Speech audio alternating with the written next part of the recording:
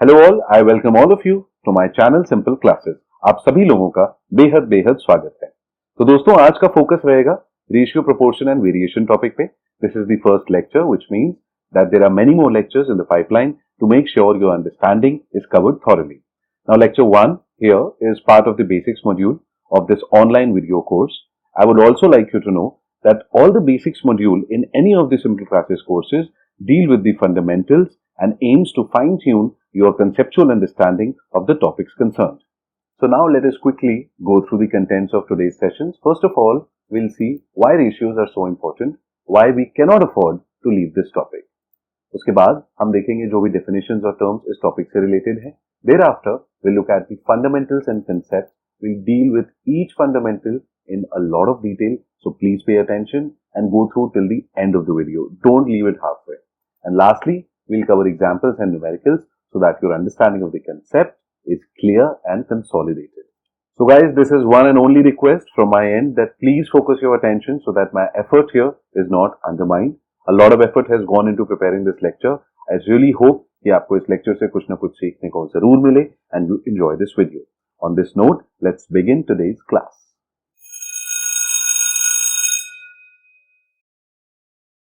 Now, whenever we start a topic, it is important that we should know the reasons to learn it. The first reason to study ratio is that it is a very, very important tool for comparing. जब भी हमें दो या दो से ज्यादा चीजों को कंपेयर करना होता है, then ratio becomes an important tool and it comes handy. Now, for example, let us consider कि कोई क्लास है जिसके अंदर में 50 या 60 बच्चे पढ़ते हैं and we have to compare their ages. So, a ratio of all the ages of different students in a class will give us that comparison, on the basis of which we can say कि किसकी as किससे कम या ज्यादा है. Another example can be, for example, we have to compare population of 2 or maybe 10 countries. So ratio can again come handy as a tool which will help us assess कि एक दूसरे से relation में population किसकी कम या ज्यादा है. So ratio is a very, very important tool for comparison. Now what is the next reason because of which we need to spend some time on this? क्योंकि देखो time limited है, तो बहुत सोच समझ के हम वो टॉपिक्स उठाएंगे. अब रेशियो क्यों इंपॉर्टेंट है? क्योंकि it is integrated with a lot of topics. अब यूजुअली क्वांटिटेटिव एबिलिटी या फिर मैथ्स के अंदर में हम देखते हैं कि topics are not studied stand alone basis. वो इंडिविजुअली नहीं पढ़े जाते. व्हाई? बिकॉज वो एक दूसरे से रिलेटेड होते हैं, या तो डायरेक्टली होते हैं या इनडायरेक्टली होते हैं. And ratios is one topic that is directly और indirectly related to a lot of other topics in quantitative ability, such as percentage, time and work, speed time distance and so on. There are a lot of other topics जिनके ऊपर जब questions पूछे जाते हैं तो उसमें ratios का concept हमेशा इन्वॉल्व होता है. And last and the most important reason is that it is always tested in any exam. चाहे आप यूपीएससी का सीसैट एग्जाम दे रहे हो, आप स्टेट सर्विसेज के लिए पढ़ रहे हो, आप SBI, bank PO, railways, whichever exam you can think of, आप किसी भी एग्जाम के लिए प्रिपेयर कर रहे हो, उसमें रेशियो से हमेशा आपको 2, 5, 10 सवाल देखने को मिलते हैं. So this is a topic which we cannot ignore. It is a huge risk if we ignore such topics. Alright? So now that the reasons are clear, let's start with the fundamentals. So let's try and understand ratio from the definition itself. Ratio is the relation which one quantity bears to another of the same kind, the comparison being made by considering what multiple part or parts one quantity is of the other. तो definition से हमें क्या पता चलता है? We just have to focus on the keywords है कि ratio दो क्वांटिटीज के बीच में रिलेशनशिप स्टैब्लिश करता है, पहली चीज. दूसरी क्या चीज है? They have to be of the same kind, यानी जो यूनिट्स होगा उन दो क्वांटिटीज की वो सेम होंगी. Quantities with different units can not be compared. जब हम कंपैरिजन कर लेते हैं, what we determine is what multiple one quantity is of the other. Clear है? Now let's understand this from this example here. Let there be two trains. एक हमारी राजधानी है और दूसरी है बुलेट ट्रेन.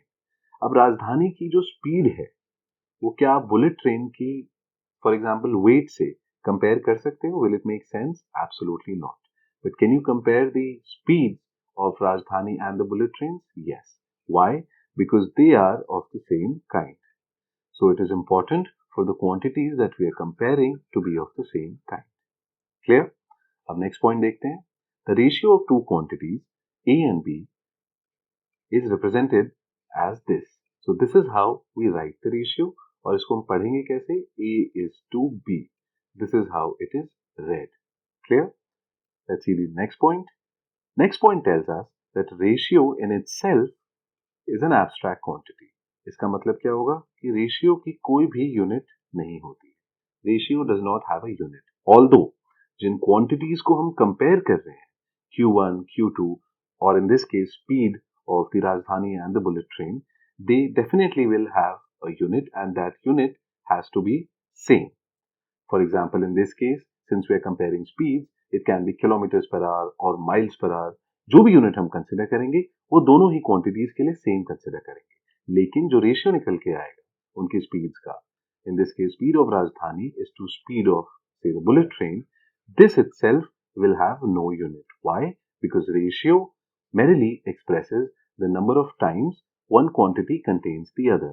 अगर मान लो राजधानी जो ट्रेन है उसकी स्पीड है 100 kilometre per hour and bullet train जो है उसकी स्पीड है 1000 किलोमीटर पर आवर, तो जब हम इनका रेशियो निकालते हैं which will be 100 is to 1000 and on simplification this will give us 1 is to 10. Now this ratio will have no unit as such, although the units which we were comparing had units, kilometer per hour. Clear है? तो ratio एक abstract quantity होती है. Now one other thing I'd like you to know is when we say A is to B, तो इसमें जो A है that is known as the antecedent. तो जो भी नंबर आपका शुरू में आता है that is the antecedent. You have to remember this. And B जो है उसको हम क्या कहते हैं, consequent. So whenever we say that the ratio is A is to B, or for example 2 is to 3 between, for example, the ages of two people, then 2 is the antecedent and 3 is the consequent. You have to remember this. अब देखिए ये याद करना जरूरी नहीं है question solve करने के लिए, but sometimes what happens is कुछ क्वेश्चंस में ये एग्जैक्ट टर्म्स यूज करे जाते हैं. अगर आपको मतलब पता नहीं होगा तो आपको समझ में नहीं आएगा कैसे आगे बढ़े. Alright, now let's see the other principles. Now let's come to the next point.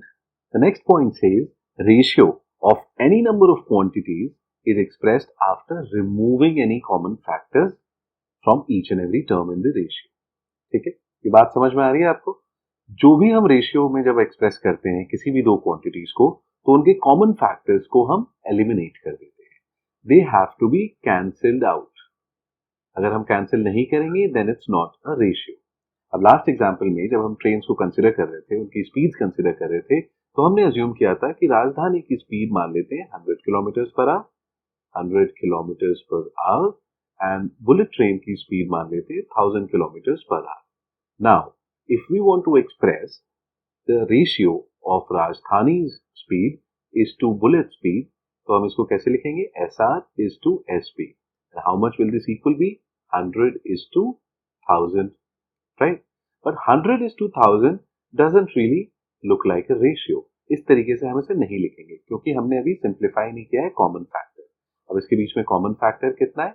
100 itself. तो इसको जब हम सिंप्लीफाई करेंगे तो निकल के आएगा 1 is to 10. Now this is the ratio between the speeds of the two trains. अब जो यहाँ पे कॉमन फैक्टर है उसको हम यूजुअली K से डिनोट करते हैं. वैसे तो आप कोई भी लेटर एज्यूम कर सकते हो, hardly makes a difference, but mostly K से ही करते हैं. इनफैक्ट जो क्वेश्चंस भी पूछे जाते हैं उसमें कॉमन फैक्टर K से ही लिखा जाता है. अब इस केस में K कितना हो जाएगा? 100, राइट? इसी को तो हमने कैंसिल आउट करके इस रेशियो पे पहुंचे थे ना. तो that is how a common factor is cancelled out to get to the ratio. Now let's look at the next point. ये भी थोड़ा रिलेटेड है इससे. What does it say? If two quantities whose values are A and B respectively and they are found to be in the ratio A is to B, तो हमें पता है कि उनका ratio A is to B है और original values हैं A और B कैपिटल्स में. Now, the original values based on this ratio can be written as AK and BK, where K is the common factor. Clear है? अब इसको example से consider करते हैं, आपको थोड़ा सा और समझ में आ जाएगा. मान लेते हैं कि एक हस्बैंड है और वाइफ है, ठीक है. अब यहाँ पे हम कंपेयर करेंगे कौन सी क्वांटिटी? एजेस. तो हस्बैंड की wife let it be 60 years and the age of wife let it be 40 years. ठीक है, तो इनकी एजेस का ratio husband is to wife का कितना हो जाएगा? 60 is to 40, राइट? अब इसको हम सिंप्लीफाई करेंगे to reach the final ratio after eliminating the common factor. तो इसमें कॉमन फैक्टर कितना है 20. So k here is 20. अब 20 से दोनों को आप सिंप्लीफाई करो तो you will get 3:2. So the ratio of ages of the husband and wife is 3:2. अब हमने कॉमन फैक्टर देखा यहाँ पे 20 है. अब मान लो ये सारा डेटा आपको पता है, बट क्वेश्चन में जब फ्रेम किया जाता है क्वेश्चन तो क्या होता है, पूरी कहानी में से 2 या 3 चीज आपको बता देते हैं और बाकी जो अननोन वेरिएबल्स हैं वो निकालना होता है, राइट. सो मान लो क्वेश्चन में दिया हुआ है कि हस्बैंड और वाइफ का रेशियो उनकी एजेस का 3:2 है. This information is given and the common factor is 20. So now, as per the statement which we have read here, can you tell the exact age of the husband and wife? Of course you can. अब 3:2 हमें पता है उनकी edges हैं, उनका ratio है edges का. तो अब 3 और 2 में आप k का मल्टीप्लाई करो, क्योंकि इसी k को कैंसिल आउट करके ही तो आप इस रेशियो पे पहुंचे थे. तो अब इस k को जब आप वापस सब्स्टिट्यूट करोगे तो आपको ओरिजिनल एजेस मिल जाएंगी. So 3 times 20 will give you 60 and 2 times 20 will give you 40. And we know 60 is the age of husband and 40 is the age of the wife. So this is how we use the common factor method by multiplying the common factor in both the antecedent and consequent in the ratio we reach on the original values. So ये आपको याद रखना है questions में. in fact ये बहुत ही important रहता है. जब भी आपको कुछ variables नहीं दिए होते हैं, they are unknown variables, and बाकी के डेटा के बेसिस पे आपको उनको कैलकुलेट करना होता है. तो इसी तरीके से हम अज्यूम करके चलते हैं. Alright, now let's look at the next point. A ratio a is to b can also be expressed as a by b. यानी कि आप a is to b लिखो या फिर a by b लिखो, बात एक ही है. यू राइट 3:2 और you right 3/2, it's one and the same. Clear. Now earlier video में हमने देखा था कि when we write a is to b तो उसमें a जो है उसको हम antecedent बोलते हैं and b is the consequent. Now depending on which one of them is lesser and greater or they are equal, ratios are defined into 3 types. पहला type होता है lesser inequality. Lesser inequality का मतलब a will be less than b or the antecedent will be lesser than the consequent. वैसा अगर कोई ratio है it will be known as lesser inequality ratio. Example आपका हो गया 3:5 और से 15:17. Any such ratio जिसमें a की वैल्यू b से कम होगी will be known as lesser inequality ratio. Now let's come to the next type. The next type is known as equality ratio. As the name suggests, यहाँ पे antecedent और consequent दोनों की values equal हो, right? So if a is equal to, for example, 4 and b is also equal to 4, then a is to b will be an equality ratio and such ratios are always equal to 1. जाहिर सी बात है, जब आप 4/4 करोगे दोनों की values अगर बराबर होंगी तो वो कैंसिल आउट होकर 1 आ जाएगा. So all equality ratios are equal to 1. Now the third type is greater inequality ratio. यहाँ पे इनइक्वालिटी रहेगी बट यहाँ पे antecedent will be greater than the consequent. A will be greater than B. So examples of this can be 9:5. So A is greater than B, therefore it is a greater inequality ratio. So these are the 3 types of ratio based on whether the antecedent is lesser than the consequent, is equal to the consequent, or is greater than the consequent. We have done the examples here. अगर कोई भी confusion है, so please pause the video right here and you can see the clip again. So let's move on. So now let's look at कि अगर एक हमें ratio दिया हुआ है और उसमें हम एक quantity add करते हैं, तो जो resultant ratio है compared to the original ratio, how does it behave? Now previously we had seen that ratio is of 3 types depending on whether the antecedent is lesser, greater or equal to the consequent, right?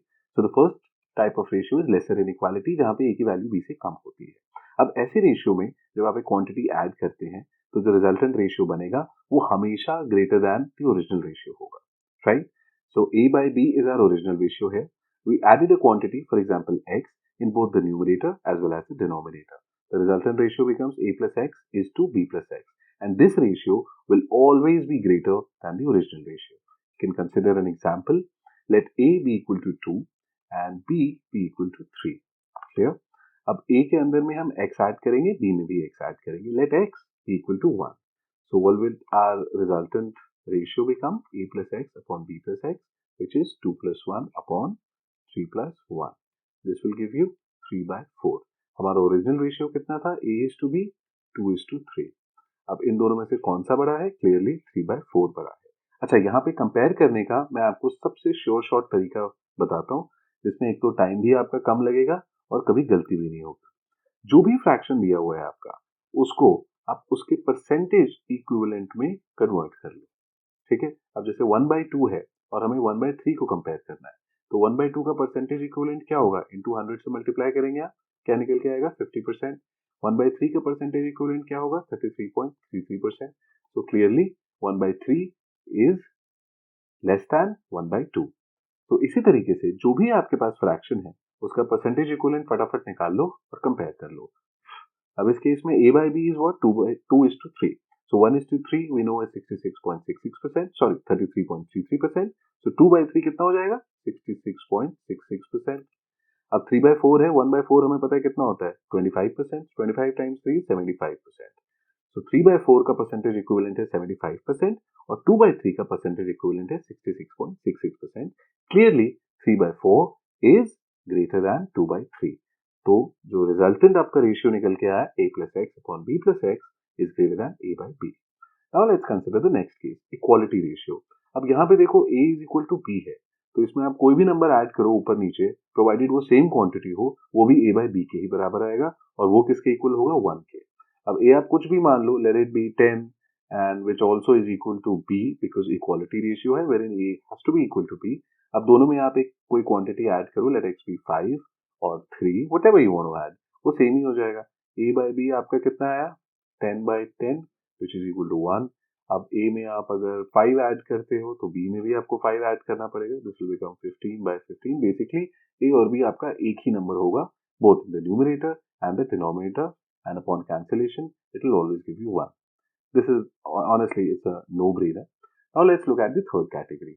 जब a की value antecedent की value b से बड़ी होती है तब क्या होता है, तो रिजल्टेंट आपका जो रेशियो निकल के आएगा that will always be less than the original ratio. Original ratio आपका हमेशा बड़ा आएगा। अब इसमें एग्जांपल कंसीडर करके कर लो, a की वैल्यू ले लेते हैं फॉर एग्जांपल 5 और b की वैल्यू ले लो आप 2। अब इसमें हमें क्वांटिटी ऐड करेंगे, let that quantity be x equal to 1. So now what will a become, a will become a 5 plus 1 and b will become 2 plus 1. तो आपका जो एडिशन के बाद आएगा a plus x upon b plus x, what will that be equal to 6/3. So this will simplify and become 2. तो आपका जो resultant ratio है एडिशन के बाद that is equal to 2 and जो ओरिजिनल था वो कितना था a by b, a की वैल्यू 5 ली थी, b की वैल्यू 2 ली थी, 5/2 which is 2.5. So 2.5 और 2 में क्या बढ़ा है, जाहिर सी बात है 2.5. So always whenever there is a greater inequality ratio wherein the antecedent is greater than the consequent, the original ratio will be greater than the resultant ratio after an addition of a term both in the numerator as well as the denominator. Now let's look at the next point. If two quantities A and B, so let the quantities be Q1 and Q2. So पहली quantity है हमारी capital A and second quantity is capital B. इन दोनों का जो ratio है वो represented है small a is to small b से। अगर ऐसा है then it can be said that the first quantity denoted by capital A is equal to the antecedent divided by the sum of both the terms of the ratio multiplied by the sum of the quantities itself. It can also be similarly said जो दूसरा quantity है b is equal to the consequent divided by the sum of the antecedent and the consequent multiplied by the sum of the quantities. अब ये दो formula आपको याद करने हैं, ये बहुत ही यूजफुल है एग्जाम्स के लिए और ताकि आप ये कभी ना भूलो तो will also discuss an example here. So let's assume there are 100 pencils which are to be distributed in a class. तो टोटल 100 पेंसिल्स हैं जो दो बच्चों में बांटी जाएंगी. ठीक है, एक बच्चे के पास capital A number of pencils आती हैं and let B be the number of pencils जो दूसरे बच्चे के पास आती है. क्लियर है, we are keeping A and B same ताकि आपको यहाँ पे कोई कंफ्यूजन ना हो समझने में. नाउ लेट्स अज्यूम कि हमें ये भी इंफॉर्मेशन दी हुई है कि 2:3 के रेशियो में इन पेंसिल्स को डिस्ट्रीब्यूट करना है इन दो बच्चों. Alright, so small a is equal to 2 and small b is equal to 3, which are the terms of the ratio. Alright, now we have to find out कि इनके पास आखिर एग्जैक्ट नंबर ऑफ कितनी pencils आती है. तो a और b की हमें वैल्यू निकालनी है, टोटल हमें पता है और रेशियो हमें पता है. ठीक है, अब a और b के ही बीच में ये सारी की सारी पेंसिल्स डिस्ट्रीब्यूट की. इसका मतलब क्या होगा कि a और b का जो सम है that will be equal to 100, which is the total quantity which is to be distributed amongst these two students. Clear? So we have now small a, small b, capital A, and capital B का sum. ये सारी information अपने पास आ गई। अब हमने थोड़ी देर पहले common factor का प्रिंसिपल पढ़ा था। अब ये जो रेशियो है 2:3, ये common factor let's assume k है, उसको ही तो कैंसिल आउट करके आया होगा, राइट? तो ये जो ओरिजिनल क्वांटिटीज हैं, इनमें हमने कॉमन फैक्टर कैंसिल आउट करके ये small a is to small b का रेशियो निकाला होगा। क्लियर सी बात है। So therefore we can safely assume that capital A, which is the number of pencils received by the student, is equal to small a times the common factor, right? And capital B can be equal to the small b, which is the second term of the ratio, into common factor. अब ये देखो, समझ में नहीं आ रहा तो इसको ऐसे भी देख लो। अब इन दोनों को अगर हम सिंप्लीफाई करते हैं, a by b कितना है, सॉरी ये वाला a नहीं होगा, small a by small b हमें कितना दिया हुआ है, 2:3। क्लियर है? अब ये कैसे आया होगा, इसमें कोई मल्टीप्लाइंग फैक्टर लगाया होगा, ठीक है? तो 2k by 3k is basically equal to capital A by capital B. So when we cancelled out the common factor, what we reached was 2:3, which is the ratio between A and B. Clear है? समझ में आ रहा है? अगर नहीं समझ में आ रहा तो अभी भी आप पॉज करके एक बारी पीछे जाके देख लो, ठीक है? तो ये हमने अज्यूम कर लिया कि capital A is equal to AK and capital B is equal to small b into k. Now, based on the information which we have with us, we know that A plus B is equal to 100, right? This implies that small ak plus small b times k क्या है? Common factor, भूलना नहीं है, confuse नहीं होना है, is equal to 100. अब इसमें से आप k कॉमन निकाल लो, A plus B is equal to 100, right? This will give us k is equal to 100 upon A plus B. अब A और B की वैल्यू हमें पता है, A is equal to 2 and B is equal to 3, so 100 upon 5.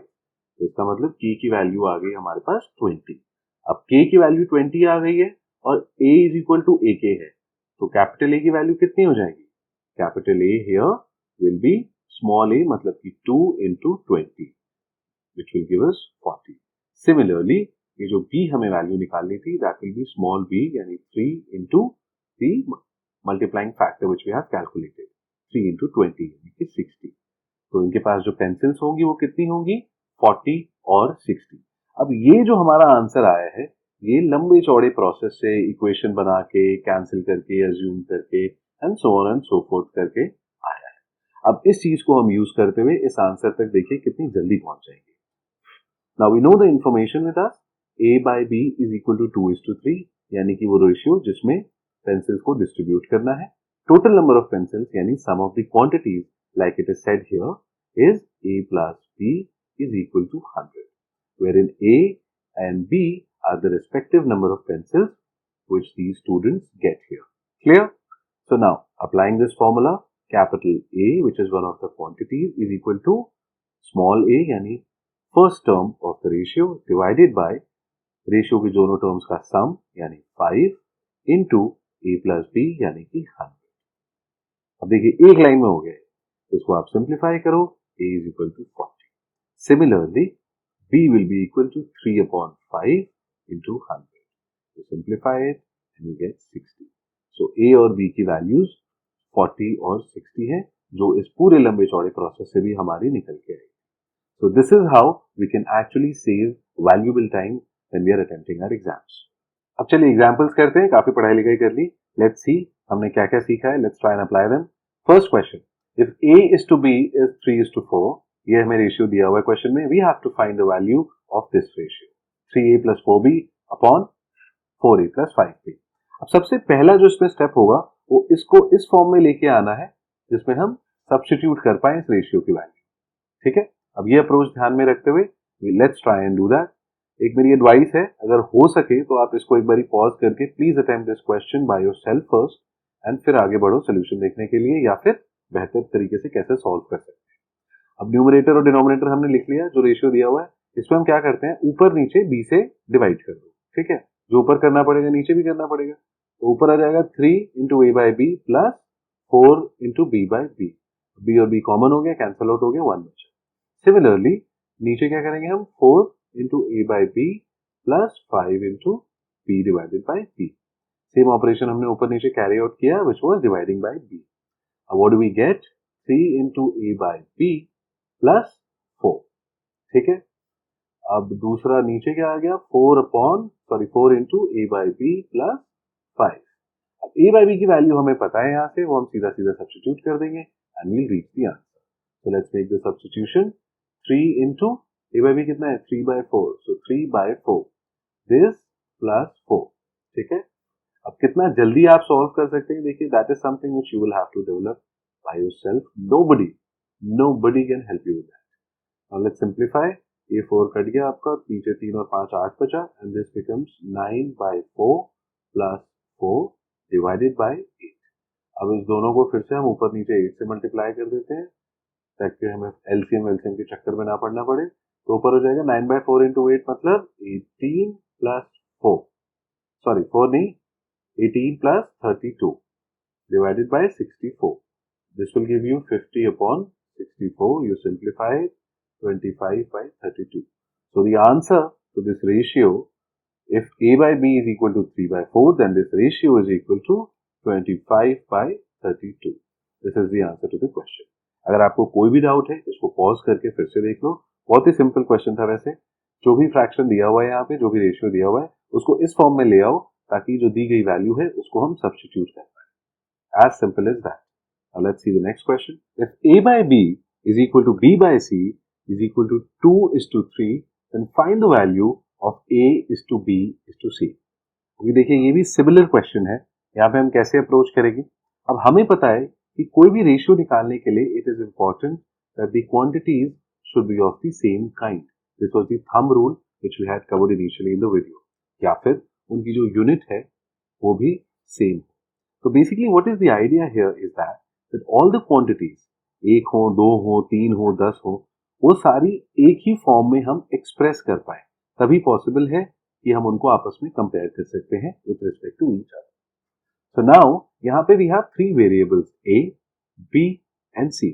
So first of all जो हमें कोशिश करनी है वो ये करनी है, किस तरीके से अप्रोच करना है मैं आपको वो बता रहा हूँ कि ये तीनों वेरिएबल्स को हम इन तीनों में से किसी एक वेरिएबल के फॉर्म में लिखें, या तो वो a हो या b हो या फिर c हो। इट रियली डजंट मैटर कि आप इन तीनों वेरिएबल्स को a के फॉर्म में लिखो या b के फॉर्म में लिखो या फिर c के फॉर्म में लिखो।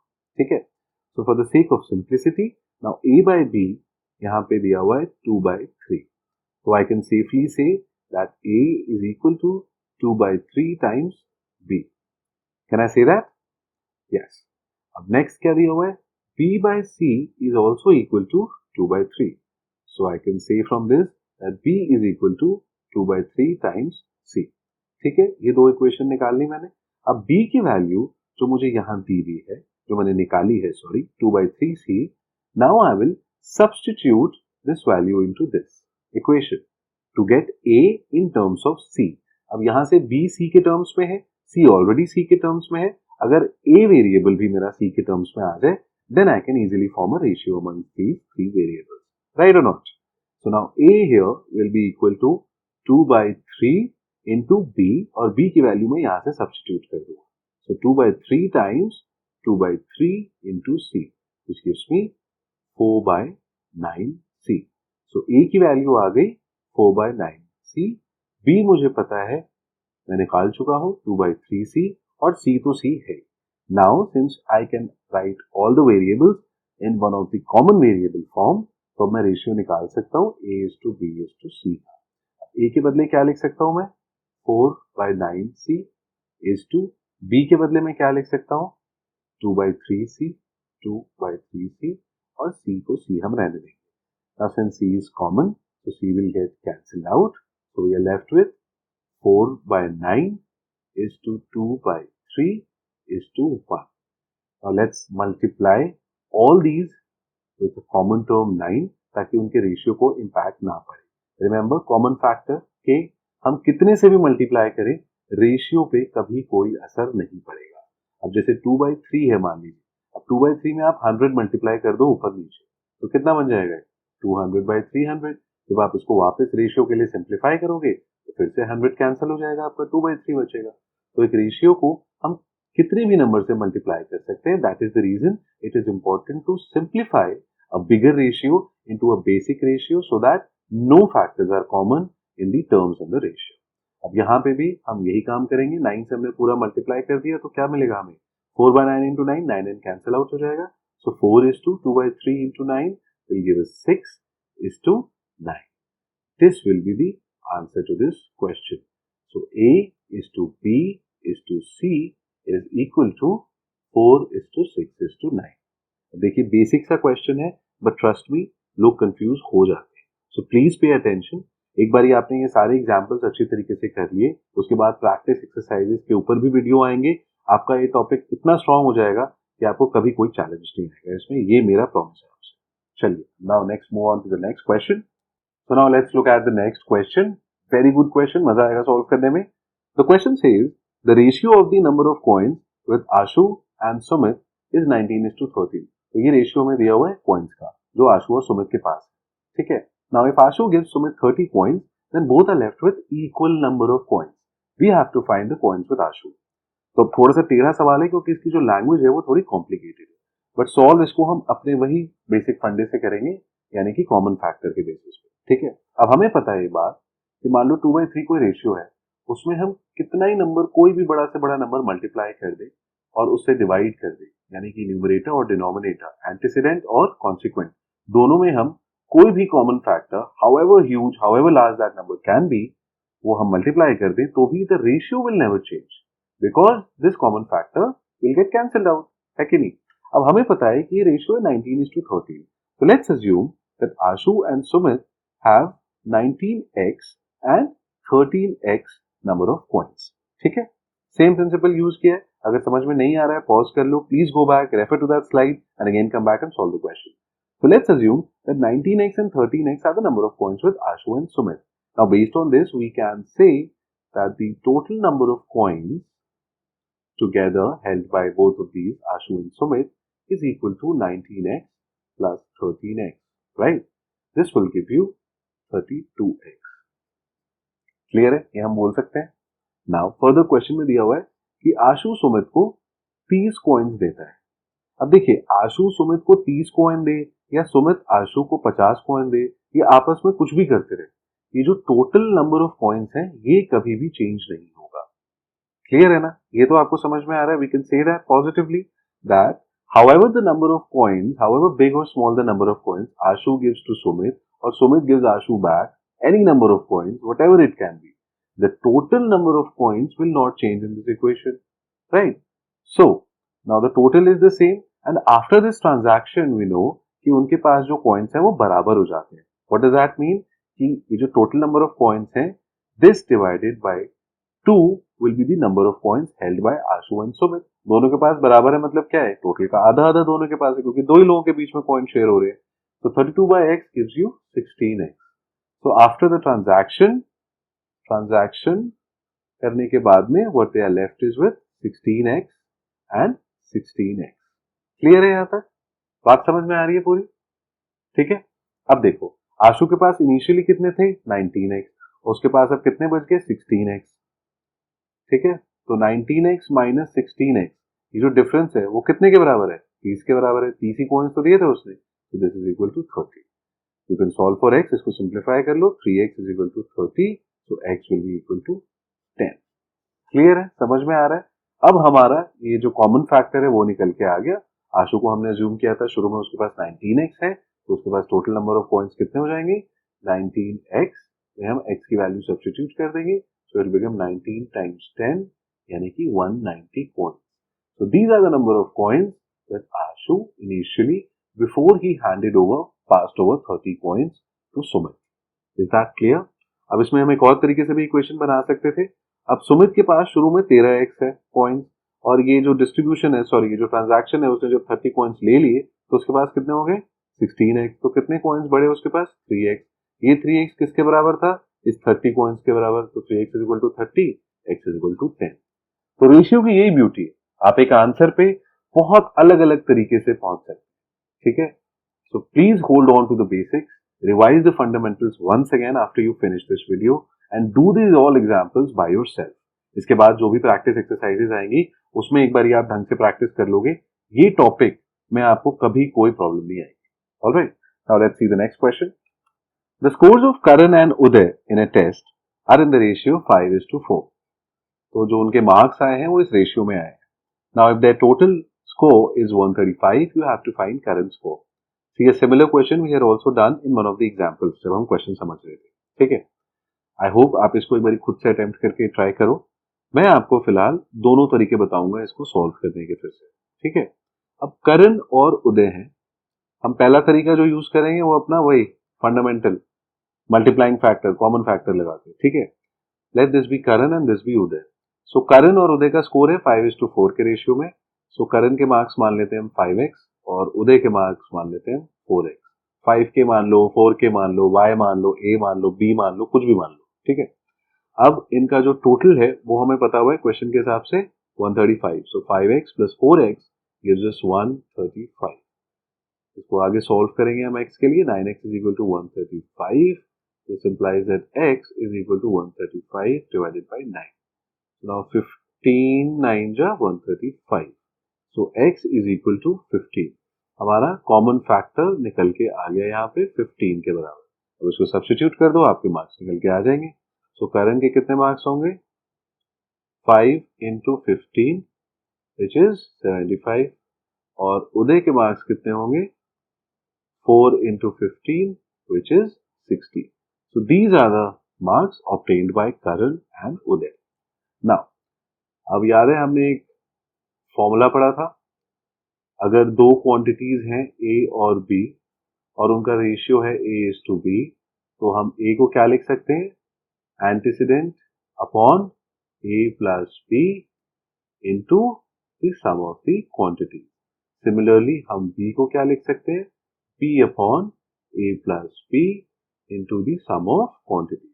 अब इसको अप्लाई करके हम फटाफट आंसर निकालेंगे। अब करण इज टू उदय यानी कि A और B ये हमें पता हुआ है 5:4। हमें इनके एक्चुअल मार्क्स निकालने हैं जो कैपिटल A और कैपिटल B है। तो करण के निकालने हैं, तो करण से ही शुरू करते हैं। तो करण के मार्क्स कितने हो जाएंगे? Small a upon a plus B into a plus B, the total score. तो स्मॉल a हमें पता है कितना है 5 अपॉन 5 प्लस 4 कितना हो गया 9 इंटू टोटल स्कोर हमें पता है 135 इंटू 135। सो 9 से आप ये डिवाइड करो कितना आएगा 15, 15 5 जा 75। तो करण का स्कोर हो गया 75। अब देखो कितना कम टाइम लगा है ये चीज यूज करके, ये आपके सामने है। So please revise these fundamentals ताकि इनमें से कोई भी चीज आपसे छूटेगी नहीं। जो भी हमने कराया है with a view so that you are able to do the questions much faster in the exam, which is the key to success in any exam, no matter what. All right. Now let's look at the next question. 1400 is divided into 4 parts, such that half of the first part, 1/3 of the second part, 1/4 of the third part, and 1/12 of the last part are all equal. Okay? Now we have to find these 4 parts. So it's quite a straightforward question. 1400 को 4 parts में divide किया, मान लेते हैं वो parts A, B, C और D है। अब इन्हीं की हमें वैल्यू निकालनी है। क्लियर है? As per the information given in the question. अब देखिए हमें क्या बताया हुआ है, हाफ ऑफ फर्स्ट पार्ट यानी A/2 प्लस नहीं, this is equal to 1/3 of the second part B/3 which is further equal to 1/4 of the third part यानी C/4 and 1/12 of the last part। ठीक है, पहली इंफॉर्मेशन सेट ऑफ इंफॉर्मेशन हमें ये दी हुई है। सेकंड क्या दिया हुआ है, क्योंकि ये चारों पार्ट्स 1400 के ही हैं which will mean A plus B plus C plus D is equal to 1400। Clear? तो हमारी जो अप्रोच होगी वो सिंपल होगी, या तो हम इस जो इंफॉर्मेशन दी हुई है इसको यूज करते हुए we will see each of the variables, how can they be written in the form of one single variable, right? And then we'll substitute it into the next equation. Or secondly, we can assume all of this, since they're all equal to each other, we can assume all of this to another variable, say k. Then we will calculate what each variable comes out to be in terms of this variable which we have assumed and then substitute it into the second equation. आप दोनों तरीके से कर लो, बात एक ही है, ठीक है? So let's do the k method. So A/2 is equal to B/3 which is further equal to C/4 and equal to D/12. Now let all of this be equal to k as well. So now we can say that A is equal to 2k, B is equal to 3k, right? C is equal to 4k and D is equal to 12k. Can we say this or not? Right? Now we'll substitute this simply in the second equation. So let's see on substitution what do we get? A के बदले हम लिख सकते हैं 2k plus B के बदले हम लिख सकते हैं 3k प्लस C के बदले हम लिख सकते हैं 4k and the last term will be 12k. Now the sum of all of this is equal to 1400. Right? Now this means that if we add them up, what will come? 4, 5, 4, 9 और 21. 21k is equal to 1400, which comes out to be k equals 1400 divided by 21. अब इसको simplify कर लो. This will give you 200 by 3. तो जो हमने variable ये assume किया था, that is 200 by 3. Right? अब हम इनकी individual values calculate कर लेंगे. So A will be what? 2 times this value, so 2 times 200 by 3, right? This is 400 by 3. So this is the first part of 1400. Clear? अब B के लिए calculate करते हैं. B we know is 3k, so 3 into 200 by 3. 3 is going to cancel out and we'll be left with 200. So B is equal to 200, which is the second part. Clear? Are you following, everyone? Now next we'll calculate for C. C we know is 4k, which means 4 times 200 by 3. Right? This will come out to be 800 by 3. This is our third part. And lastly we need to calculate for D. D is 12k, so 12 times 200 upon 3. Cancelling it out, we're left with 800. So 800 is our fourth part. So this is how we can calculate the value of each of the parts based on these two sets of information given to us. अब अगर आपने अब तक एक pattern observe किया होगा, ratio में direct questions नहीं आते हैं. इट इन्वॉल्व्स डिफरेंट कंसेप्ट, जैसे परसेंटेजेस हो गए आपका. इस क्वेश्चन में सिंपल इक्वेशंस भी आपकी इन्वॉल्व है. That is why it is important to cover such topics in a lot of detail. क्योंकि अगर आपने ये कवर नहीं किया, then it's very highly likely that you'll not be able to do questions from other such topics also, जिसमें ratio को involve करके आपको टेस्ट किया जाएगा.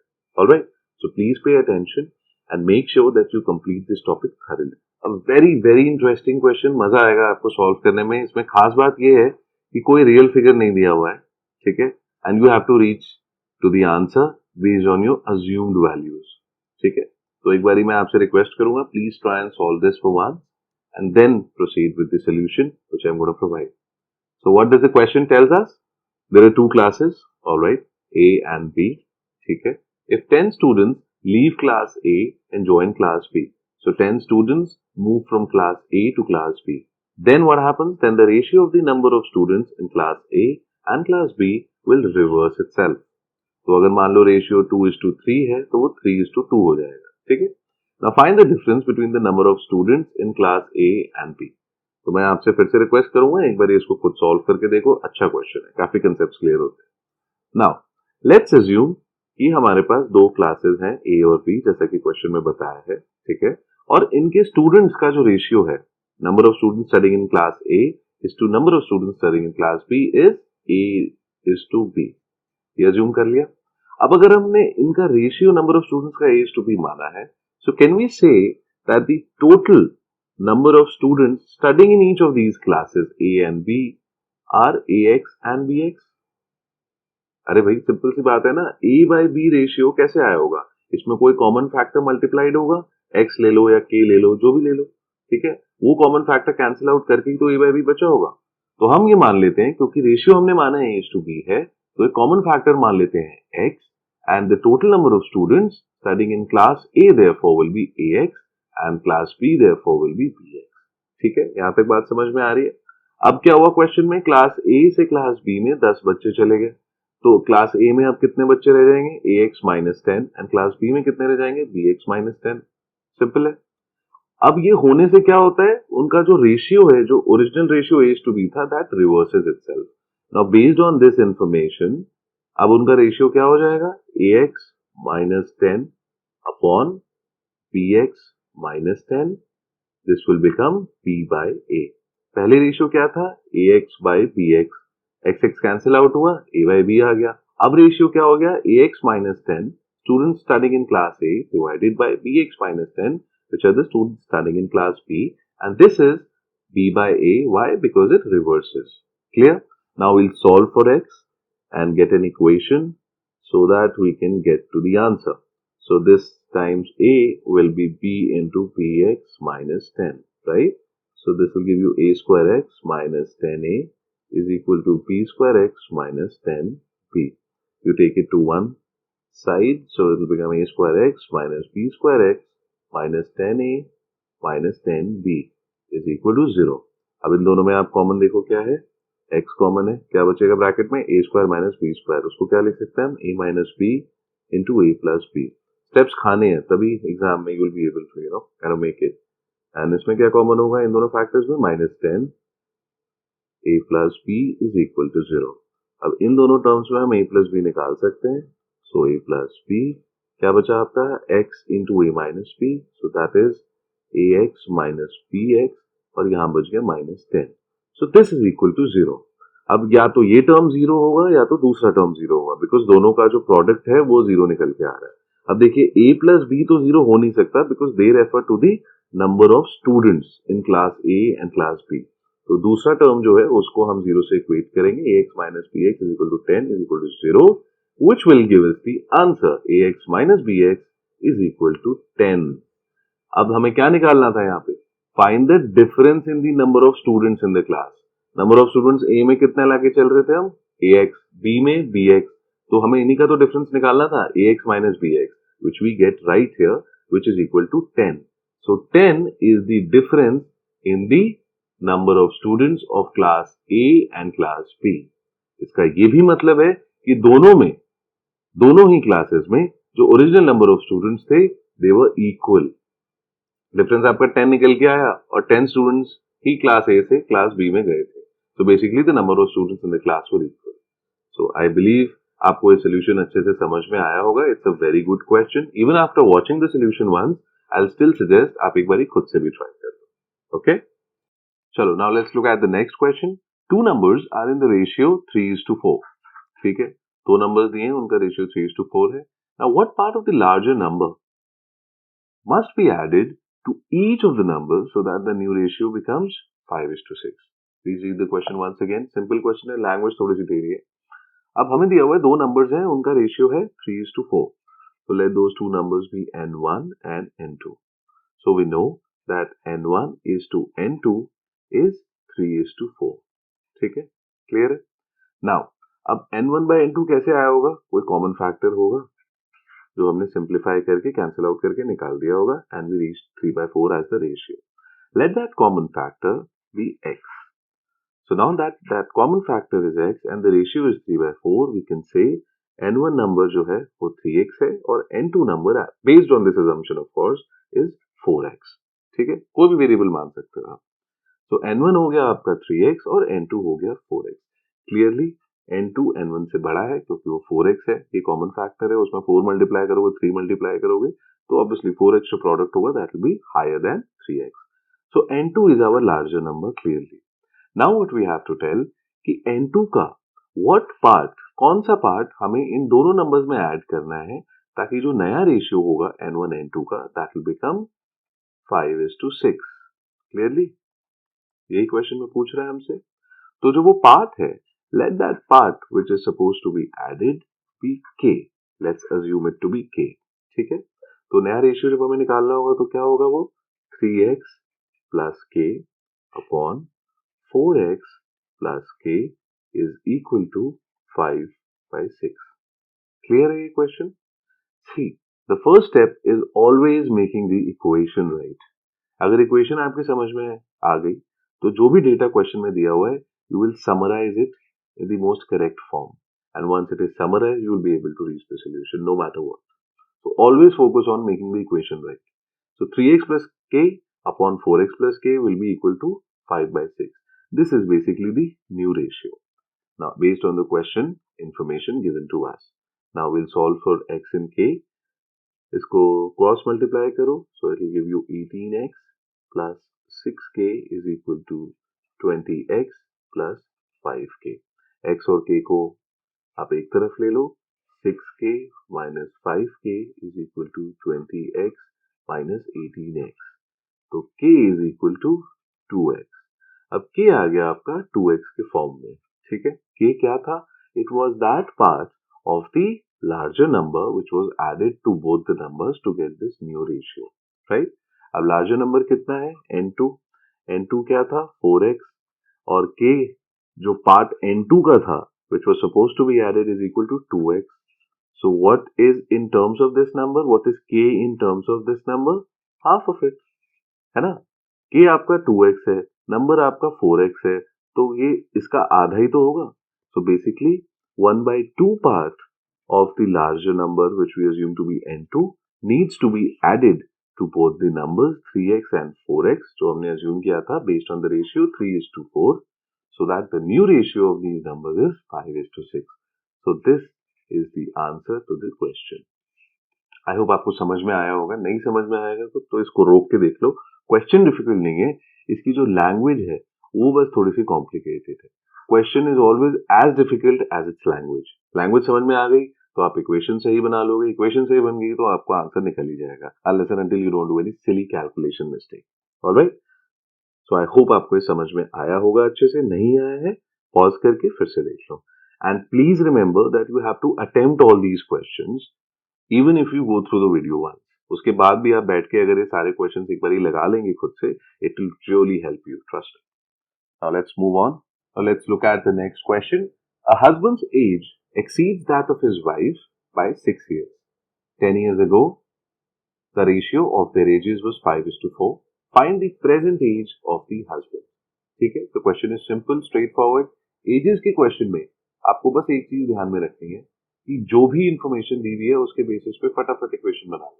इक्वेशन सही बन गई, आपका 90% काम हो गया. ठीक है, क्योंकि कैलकुलेशन वाइज ये क्वेश्चन में ज्यादा कैलकुलेशन नहीं होती है, इसमें सारा खेल इक्वेशन का ही है. ठीक है, अब हमें पता है कि हस्बैंड और वाइफ का जो एज गैप है वो है 6 ईयर्स.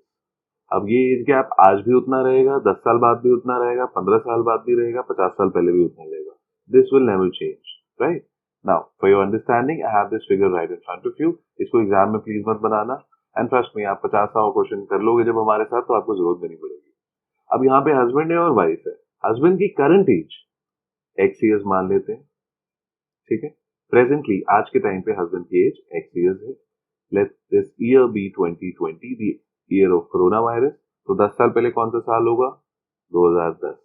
ठीक है, ये जो गैप है ये 10 ईयर्स का गैप है. ठीक है, 10 साल पहले हमें पता है उनकी एजेस का रेशियो था 5:4. ठीक है, अब x ईयर्स हमने आज उनकी एज मान ली, हस्बैंड की एज मान ली x ईयर्स, तो वाइफ की कितनी हो जाएगी? x - 6 years. कहां से आया ये? क्योंकि हमें पता है उनका जो एज गैप है वो 6 ईयर्स है. ये 2020 में भी इतना ही एज गैप होगा, 2010 में भी एज गैप इतना ही होगा. तो आज हमने एज मान ली x और x - 6, तो 10 साल पहले हस्बैंड की एज कितनी होगी? x - 10 years. आज x है उसमें 10 कम कर दो. वाइफ की एज कितनी होगी? x - 6 जितनी आज है उसमें आप 10 और कम कर दो, right. So this will be x - 16 years. So अब 10 साल पहले की एजेस हमें पता चल गई हैं on the basis of our assumptions and we know the ratio. तो सिंपल है, अब आप भी समझ गए होंगे क्या करना है. x - 10 the age of the husband upon x - 16 the age of the wife is equal to 5/4, the ratio given in the question. Alright, now we'll solve for x. This gives us 4x minus 40 is equal to 5x minus 80. So this gives us 5x minus 4x is equal to 80 minus 40. So therefore x is 40 years. अब x क्या लिया था हमने? The present age of the husband. So the present age of the husband is 40 years. This is the answer to this question. ठीक है, I hope आपको ये सारे क्वेश्चंस अच्छे से समझ में आए होंगे. कहीं पे भी कोई प्रॉब्लम है तो आई विल सजेस्ट आप एक बारी पीछे से वापस स्टार्ट करें, कंसेप्ट्स पे ज्यादा टाइम दें. अगर आपने कंसेप्ट्स अच्छे से एक बारी समझ लिए हैं, जो भी एग्जांपल्स हमने डिस्कस किए हैं वो अच्छे से कर लिए, तो ये क्वेश्चंस आपको करने में प्रॉब्लम नहीं है. आती भी है, सो डोंट लूज पेशेंस, धीरे धीरे you will get better at it. Alright, so guys that's it, that's all from our side in today's lecture. I really hope you would have enjoyed this session. Now in the next lecture we'll be discussing proportion, variation, कितने तरीके के variations होते हैं, along with obviously examples and numericals. So make sure that you don't miss out on any of the lectures. Stay tuned and stay focused. We wish you all the best for your preparation.